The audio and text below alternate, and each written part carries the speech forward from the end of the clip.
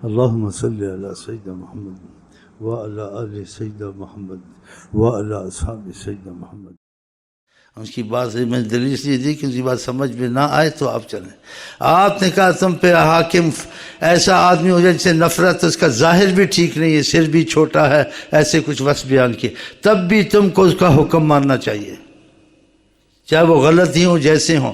اطیعوا اللہ، اللہ کی اطاعت کرو، واطیعوا الرسول، حضرت محمد مصطفیٰ کی اطاعت کرو، وَأُولُو الْأَمْرِ مِنْكُمْ، اور تم پہ جو حاکم ہوں، لیڈر ہوں، بادشاہ ہوں، کچھ بھی ہوں، تم ان کی بھی بات ماننی چاہیے.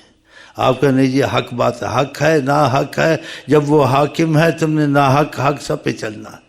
اس میں بھی صحابہ نے عرض کی حضرت محمد مصطفیٰ سے، یا رسول اللہ اگر وہ نا حق ہیں اور مسئلے صحیح نہیں ہیں تو اس میں تو انسان احتجاج یا کچھ سوال جواب ہم سے بات چیت کر سکتا ہے.